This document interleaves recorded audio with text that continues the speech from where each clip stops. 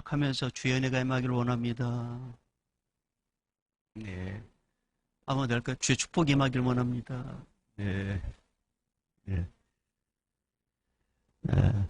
우리 교회는 매 이제 올해 표가 회복되게 하소서라는 그런 큰 줄기를 가지고 회복 시리즈를 하고 있는데 지금 이제 부활주의를 기점으로 해서 잠시 멈췄다가 지금 회복 시리즈를 오늘 이제 하게 됩니다.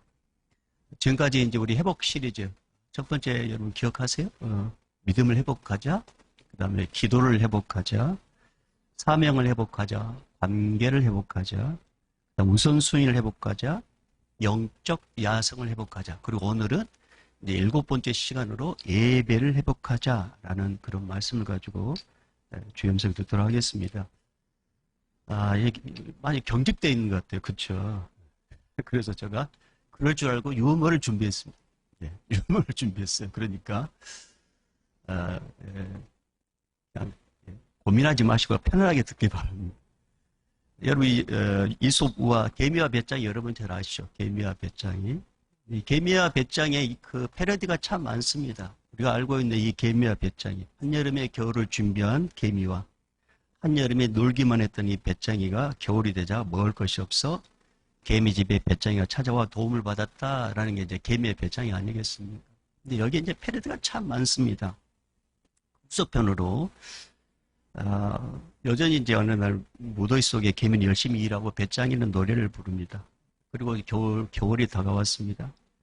근데 착한 개미가 배짱이는 어떻게 지낼까 궁금해서 먹을거리를 바리바리 싸가지고 배짱이 집에 찾아갔습니다. 겨울에. 그런데 배짱이 집에 갔더니 배짱이 집에 없고 대문 앞에 종이쪽지 한 장만 붙어 있었습니다. 거기에 뭐라고 적혀 있었냐면 스키장 갑니다. 스키장 갑니다. 배짱이 여름 내내 놀고 있는 거라고 놀고 있는 줄 알았더니 그게 아니라 노래 음반을 준비하고 있었다는 거죠. 그래서 그 음반이 잘 팔려 돈을 벌었다는 그런 이야기입니다. 이게 패러디입니다. 또 다른 패러디가 있습니다. 여름 내내 놀고 먹던 배짱이 이제 겨울이 되어서 이제 거지가 되었습니다. 거지가 된 배짱이가 마을에 사라지자 개미도 더 이상 일을 하지 못해서 굶어 죽었다는 것입니다. 사실 그동안 개미는 부지런해서가 아니라 배짱이가 불러주는 노래가 힘이 되어서 일을 했던 것입니다. 근데 더는 배짱이의 노래를 듣지 못하게 되자 개미는 일을 못해서 굶어 죽었다라는 말입니다. 아무것도 하지 않는 것 같이 보였던 이 배짱이도 사실 그 나름대로의 역할이 있었다는 거죠. 개미도 배짱이의 도움을 받고 있었던 것이죠. 심각하게 듣지 말라니까요. 그러니까 서로 윙윙한 거죠. 서로 도와주는 거였죠. 우리는 말은 하지 않지만 이런 생각할 때가 있습니다. 우리 가정이 이 정도 먹고 살만한 것은 다 내 덕인 줄 알아. 말은 하지 않지만 나 아니면 이렇게 살 수 없어. 나 정도 되니까 이렇게 사는 거야. 물론 맞을 수도 있습니다. 그러나 또 이렇게 한번 생각해 보면 어떨까요? 이렇게. 만약에 내 몸이 아팠다면 이렇게 말할 수 있을까요? 내 몸이 아팠다면. 만약에 내가 다니는 회사에서 당신 나가. 그러면 이렇게 말할 수 있을까요? 내 덕인 줄 알아? 말할 수 있을까요?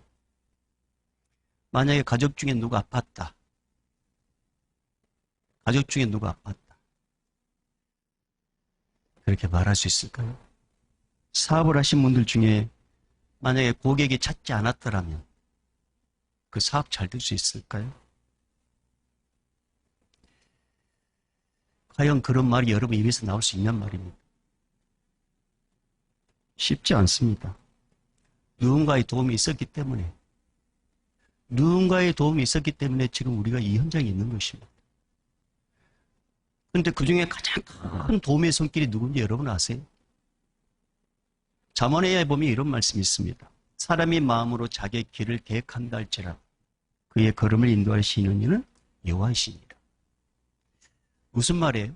아무리 내가 노력하고 최선을 다해도 나의 노력에 한계가 있다는 거죠. 나의 노력에 한계가 있어요. 그러면 뭐냐? 누군가의 도움이 있었다는 거죠. 그래서 우리는 그 누군가를 알고 있습니다. 눈에 보이지 않지만 그분의 보호하심과 그의 인도하심으로 우리는 여기까지 오게 되는데 그분이 누구시냐? 바로 여호와 하나님이십니다. 그 은혜를 아는 사람들은요, 하나님을 예비하는 거 부담 갖지 않습니다. 그 은혜를 아는 사람들은 하나님을 예배하는 거 당연하게 여깁니다. 그래서 여러분, 예배라는 게 한자어로는 예를 갖춰 절하다 이렇게 예배고, 이 웹스터 사전에는 그 예배를 이렇게 이제 정의했는데 여기는 이제 초월자로 가는데 우리는 이제 초월자를 하나님으로 생각하면 되는 거예요. 웹스터 사전에 예배를 뭐라고 기록되어 있냐면 초월자에게 경배, 고백, 감사를 통해 초월자를 향한 존경, 숭배와 경의를 표하는 것, 이걸 예배라고 합니다. 우리는 이제 초월자 하나님으로 이제 알고 있죠. 특별히 예수 믿는 사람들이 드는 이 예배는 하나님께 최상의 가치를 드리는 건데, 하나님께 영광 돌리는 것. 그분의 존재를 인정하고, 그분의 은혜를 감사하고, 그분께 영광 돌리는 걸 우리는 뭐라고 하냐면 예배를 드린다. 그런 표현을 하는 것입니다. 그런 면에서 오늘 본문에 나오는 이 한 가정, 그 가운데 이제 이 한 사람, 이 나발이라는 사람은 참 은혜를 모르는 사람이었습니다. 이 나발이라는 사람은 부자였습니다. 양이 3,000마리나 되고 염소가 1,000마리나 되는 정말 어마어마한 부자였습니다. 여러분, 지금도 이 정도의 짐승이라면 부자조리 듣습니다. 양이 3,000마리. 이 양이 3,000마리인데 이 양을 깎는다는 거, 이때 당시에 양을 깎는다는 것은 옷을 만드는 주 재료가 됐기 때문에 엄청나게 돈을 모을 수 있는 그런 시간이 양을 깎는 시간이에요. 그러니까 이 3,000마리나 되는 이 양을 깎을 때 많은 손길이 필요합니다. 그 많은 손길이 필요하면 당연하게 이 사람들이 힘을 내서 뭔가 일을 할 수 있도록 음식도 많이 장만하겠죠. 우리가 추수 때 이렇게 많은 일꾼이 필요할 때 이렇게 음식을 준비하던 것처럼 나발이라는 이 사람이 이제 양떼를 깎을 때 음식을 많이 준비를 했습니다. 근데 이때 당시 이 다윗이라는 사람은 어떤 사람이 있냐면 사울 왕을 통해서 여전히 쫓김을 당하고 있었습니다. 그런 가운데 다윗을 따른 600명의 사람들도 있었단 말이에요. 그러니까 다윗은 600명의 사람들 우두머리예요. 그러니까 자기를 믿고 따라온 사람들을 책임을 져야 돼. 뭔가 먹여야 돼. 근데 마침 이 나발이라는 이 사람이 양을 깎고 많은 음식을 준비한다는 그런 소리를 듣고 다윗이 10명의 젊은 사람들을 보냅니다. 그리고 우리에게 좀 음식 좀 나눠달라고 정중하게 인사하고 부탁을 합니다. 음식 좀 나눠달라고. 그런데 나발은 매몰차게 거절을 합니다. 자, 그게 오늘 우리가 읽지 않았지만 오늘 이 본문의 배경을 알아야 되기 때문에 우리 함께 찾아보도록 해요. 사무엘상 25장 10절 11절. 자, 정신 차리세요. 사무엘상 25장 10절 11절. 우리 가정에 계신 분들도 같이 읽어봐요. 사무엘상 25장 10절 11절 같이 읽어봅니다. 시작. 나발이 다윗의 사환들에게 대답하여 이르되 다윗은 누구며 이새의 아들은 누구냐? 요즘에 각기 주인에게서 억지로 떠나는 종이 많도다. 내가 어찌 내 떡과 물과 내 양털 깎는 자를 위하여 잡은 고기를 가져다가 어디서 왔는지도 알지 못하는 자들에게 주겠느냐 한지라. 자, 이것을 유진 피터스의 쓴 메시지 성경은 이렇게 기록해놨어요. 한번 들어보세요. 나발은 그들에게 호통을 쳤다. 다윗이 누구냐? 도대체 이새의 아들이라는 자가 누구냐? 요즘 이 땅에는 도망친 종들이 수두룩하다. 내가 한 번도 본 적 없는 자들에게 좋은 빵과 포도주와 양털 깎는 자들에게 주려고 잡은 신선한 고기를 줄 것 같으냐? 어디서 굴러왔는지도 모르는 자들에게 말이냐? 이런 식으로 매몰차게 뿌리쳤다는 것입니다. 여러분, 이 사람이 부자가 된 것은 짐승이 건강한 것도 아니고 목자들이 잘 관리한 것도 아니고 이 사람이 이 나발이 뭔가 잘 사람들을 관리해서 그런 게 아니었는데 누군가의 도움이 있어서 이 사람이 부자가 됐는데 우리는 그 누군가가 우리 하나님이라고 알고 있단 말이에요. 근데 이 나발이라는 이 사람은 그 은혜를 몰랐던 것입니다. 그리고 여러분, 이 다윗과 600명의 사람들이 마음만 먹었다면 배가 고플 때 짐승 잡을 수 있단 말이에요. 근데 하나님께서 그렇게 하지 못하도록 다윗과 600명의 사람들 딱 마음을 오히려 붙잡아주고 오히려 이 짐승과 나발의 짐승과 나발의 목자들을 이렇게 도울 수 있도록 다른 도둑들이 침입하지 못하도록 담 역할을 하도록 했다는 것입니다. 담 역할. 근데 나발은 그걸 몰랐어요. 나발은. 나발은 모르는데 목자들은 알고 있었단 말입니다. 목자들. 나발은 자기가 잘 됐다. 자기가 능력이 있어서. 자기가 수완이 좋아서. 자기가 목자들 잘 관리해서. 자기가 짐승들의 습성을 잘 알아서 자기가 부자가 된 거라고 생각했는데 목자들은 알았어요. 그게 나발의 능력이 아니었다는 것을. 그래서 목자들은 자기들이 이렇게 잘 되고 짐승이 이렇게 건강한 것은 다윗과 600명의 사람들이 자기들 도와줬다고 이렇게 알고 있었습니다. 여러분 그게 이제 15절 16절 아니겠습니까? 자 15절 16절로 가볼까요? 15절 16절 시작.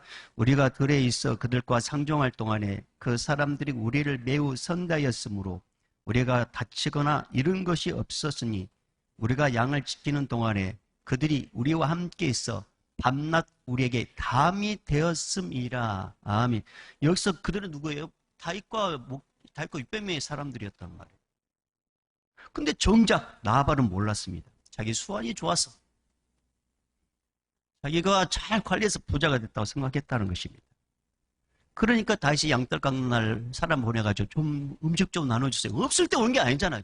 막 준비했잖아요. 그러면 좀 나눠줄 수도 있는데 매몰차게 뿌리쳤다라는 것입니다.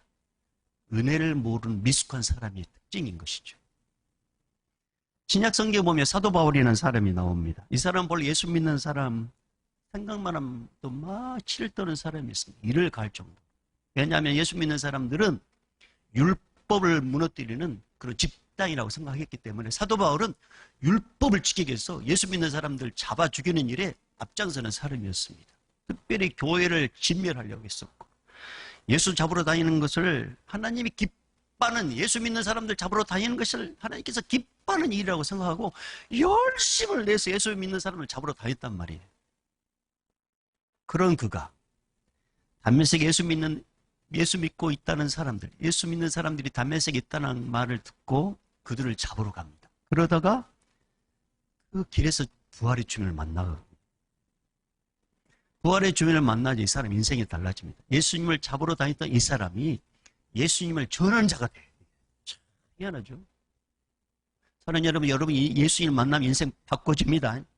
인생이 달라진단 말이에요. 삶의 가치관이 달라져요. 예수를 잡으러 다녔던, 예수 믿는 사람을 잡으러 다녔던 이 사람이 예수님을 전하는 자가 됐어요. 참, 이거 누가 바꾸겠어요, 이렇게. 오직 주님만이 할 수 있는 일 아니겠습니까? 그러니까 자기 이름도 바꿉니다. 사울에서 바울로. 사울은 큰 자, 바울은 작은 자. 예수님을 아는 사람은요, 겸손할 수밖에 없어요. 그러면서 이 이제 사도 바울이 예수님을 막 전하면서 알게 됐어요. 뭐냐면, 저도 이야기했잖아요. 이 사람은 예수 믿는 사람들을 잡는 일에 앞장섰다고. 이것은 하나님께서 기뻐하신 일이라고. 근데 알고 봤더니 하나님의 일을 자기가 이게 맡고 있었던 거예요. 그 하나님께 기뻐하지 않는 일이라는 걸 알게 됐습니다. 일단 만약에 자기가 같았더라면 예수 믿는 사람을 잡으러 다녔을 때 자기가 같았더라면 당장 목을 쳤을 것 같아요. 그런데 하나님께서 자기를 그렇게 예수 믿는 사람을 핍박했을 때 하나님의 인내를 이제 사도 바울이 알게 됩니다. 하나님께서 이렇게 나를 불쌍히 여기셔서 나를 살려줬구나. 그걸 깨닫고 고린도 교회 편지를 쓸 때 그 은혜를 이렇게 고백합니다. 한번 여러분 들어보세요. 고린도전서 15장 10절에 이렇게 고백합니다. 그러나 내가 나 된 것은 하나님의 은혜로 된 것이니 내게 주신 그의 은혜가 헛되지 아니하여 내가 모든 사도보다 더 많이 수고하였으나 내가 한 것이 아니요 오직 나와 함께 하신 하나님의 은혜로다. 이것을 세 번역은 이렇게 기록해놨어요. 여러분 이게 참 더 이제 쉽게 와닿아요. 그러나 나는 하나님의 은혜로 오늘의 내가 되었습니다. 나는 하나님의 은혜로 오늘의 내가 되었습니다. 나에게 베풀어 주신 하나님의 은혜는 헛되지 않았습니다. 나는 사도들 가운데 어느 누구보다도 더 열심히 일하였습니다. 그러나 이렇게 한 것은 내가 아니라 나와 함께 하신 하나님의 은혜입니다. 이렇게 고백해요. 이렇게. 오늘 내가 이렇게 된 것은 하나님의 은혜입니다. 하나님께서 나에게 만들어 주셨습니다. 이렇게 고백한 것이었습니다. 여러분, 우리가 지금까지 살아온 것은 나의 노력과 나의 인간관계와 나의 열심히 한몫을 한 것도 있습니다. 그러나 그것이 다가 아니라는 거죠. 보이지 않는 손길이 있었습니다. 도와주시는 분이 계셨습니다. 밤처럼 울타리처럼 보여주신 분이 계셨습니다. 그분이 누구냐? 여호와 하나님이십니다. 이 은혜를 아는 사람들이 이렇게 고백해요. 하나님이 하셨습니다. 하나님의 은혜입니다. 모든 영광 하나님께 영광 돌립니다. 이렇게 고백합니다. 그러면서 이분들은 누가 뭐라 한다 할지라도 하나님을 찾고 하나님을 예배합니다. 하나님께 예배드리는 것을 즐겨합니다. 억지로 마지못해 드리지 않습니다. 하나님께 예배드릴 때 최선을 다해 채울 것으로 드립니다. 왜? 하나님의 은혜를 아니까. 근데 이상하죠? 하나님은 그렇게 예배하는 자를 찾으시고 그렇게 예배하는 자를 기뻐하신다 말씀하셨어요. 요한복음 4장 23절의 말씀에 무슨 말씀이 있냐? 한번 들어보세요. 아버지께 참되게 예배하는 자들은 영과 진리로 예배할 때가 오나니 곧 이때라. 아버지께서는 자기에게 이렇게 예배하는 자들을 찾으시느니라. 사랑하는 여러분, 전 여러분이 하나님의 은혜를 깨닫기를 바랍니다. 하나님의 은혜를 깨닫는 자들은 하나님께 예배할 때 억지로 드리지 않는단 말이에요. 은혜를 아는데 어떻게 억지로 예배를 드리겠어요? 당연하게 여긴단 말이에요. 근데 나발처럼 나의 나든 것은 나의 능력이야, 내 실력이야, 이렇게 생각하는 사람들은 하나님께 감사하지도 않습니다. 하나님께 예배하는 것 둘째로 생각합니다. 예배 드리는 것도 힘들게 생각합니다. 예배 드리는 시간을 허비한다고 생각해요. 예배 드리는 시간을 낭비한다고 생각합니다. 근데 이상하죠? 본인은 모르는데 주변 사람들은 압니다. 뭘 아느냐?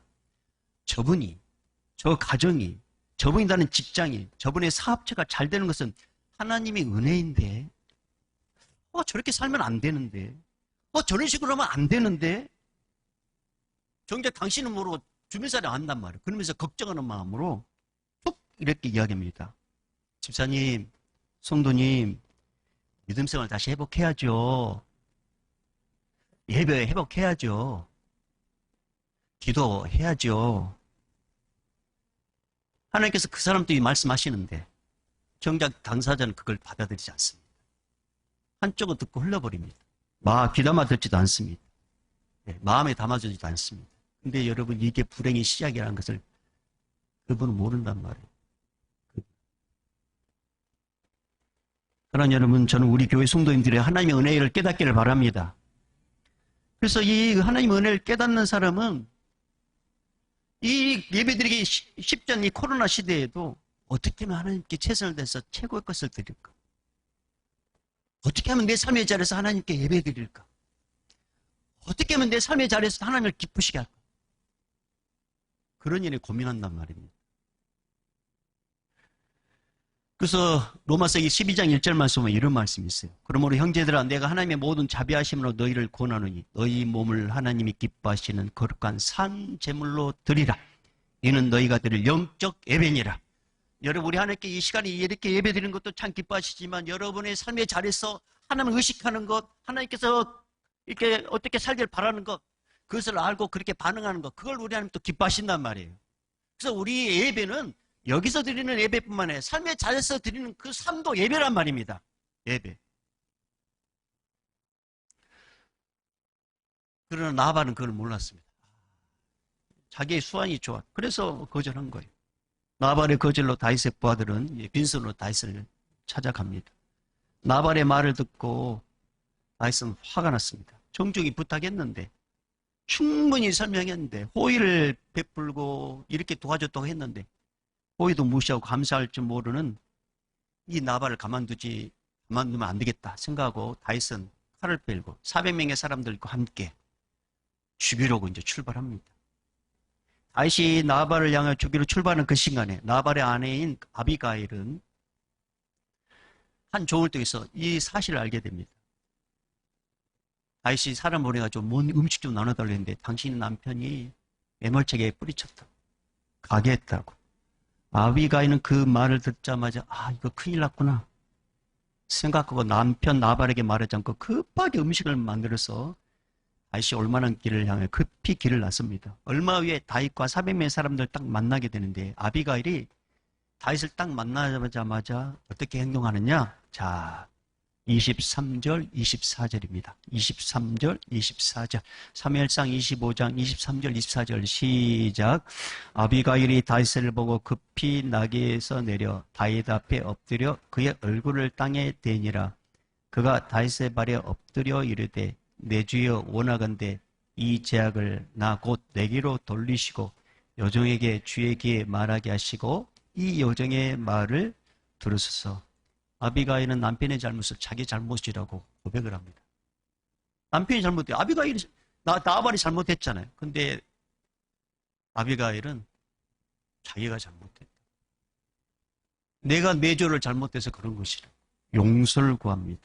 그리고 아비가일은 제발 보복하지 말아라고 다윗에게 부탁합니다. 만약에 분노하는 마음으로 당신이 나발과 우리 가족과 짐승 목자를 다 죽인다면 어느 때에 하나님께서 당신을 왕으로 삼을 것인데 그게 흠이 되면 어떻게 되겠습니까?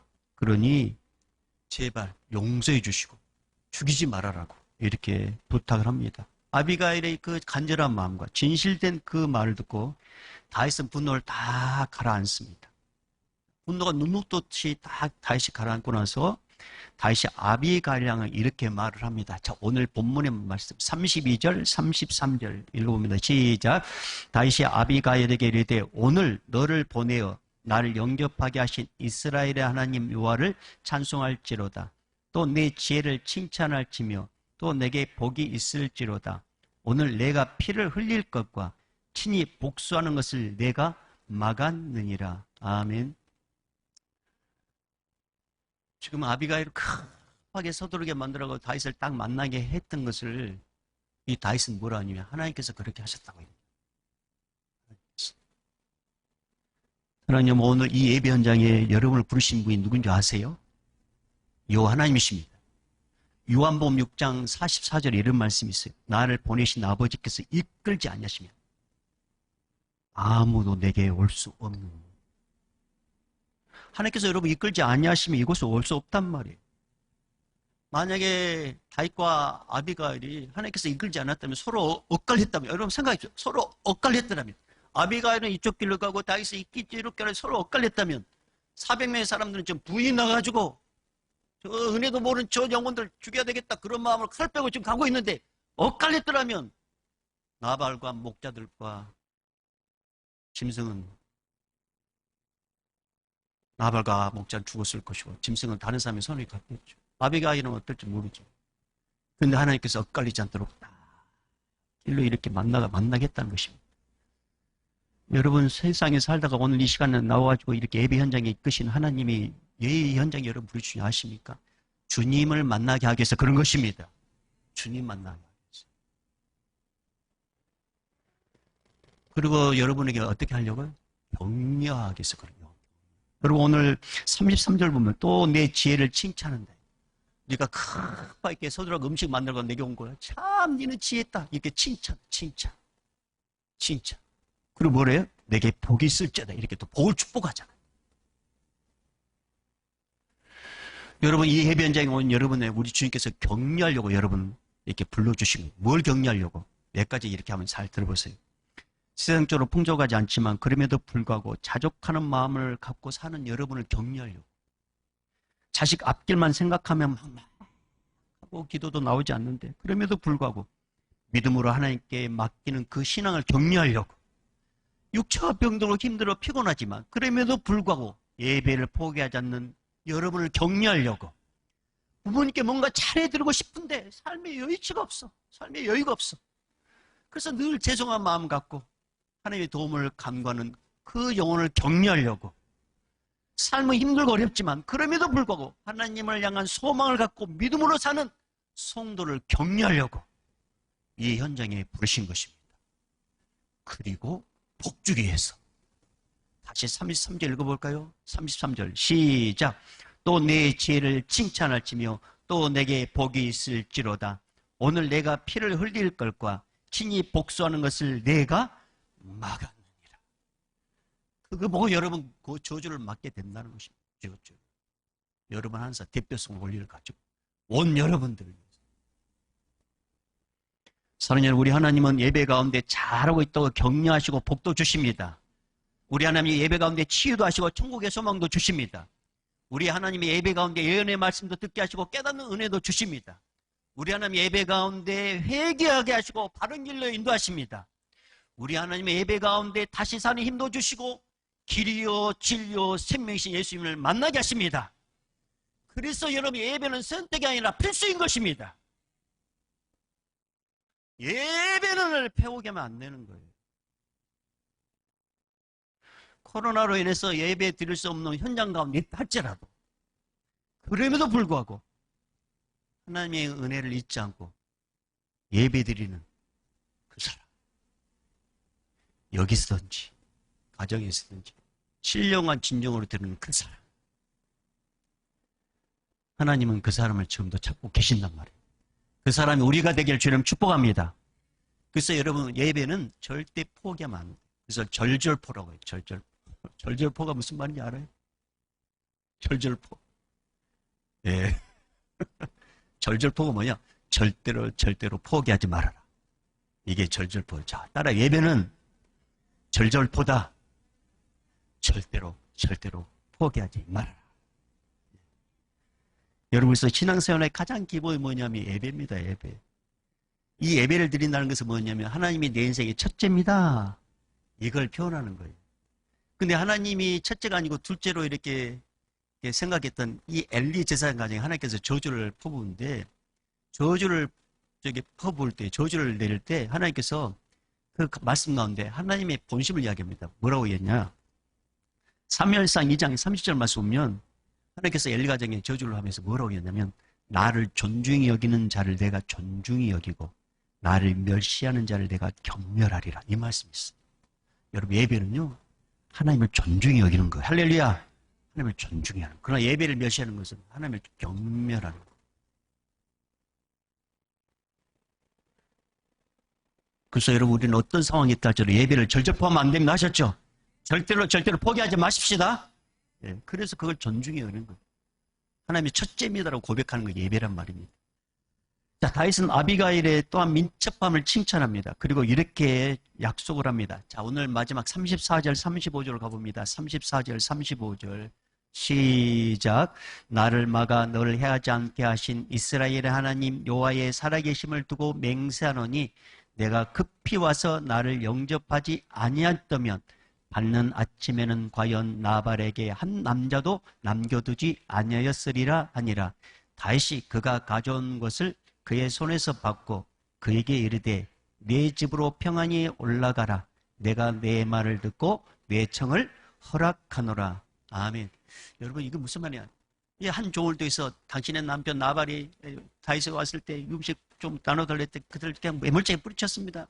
쫓아보냈습니다. 그 말을 듣자마자 아비가는 큰일 났구나. 그래서 급하게 음식을 바리바리 준비해가지고 다윗을 만나러가지고 다윗을 만나게 됐는데, 다윗은 이 아비가일의 이 민첩함을 좀 칭찬하고 있는 거예요. 종들의 복을 듣고 뭔가 감이 이러면 안 되겠구나. 그래서 그 감이 오자마자 즉시 움직였단 말입니다. 그래서 다윗은 이 아비가일의 자세를 칭찬한 것입니다. 만약에 아비가일이 다음으로 미뤘거나 안일하게 대처했다면 다윗과 300명의 군사활동에서 가족들과 종들은 죽고 그 다음에 가축들은 다른 사람이 되었을 것이라고 제가 이야기했지 않습니까?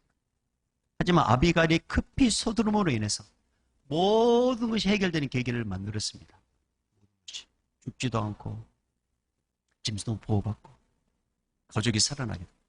결국 이제 나발은 하나님께서 대신 죽이지만, 그래서 여러분 인생은 타이밍.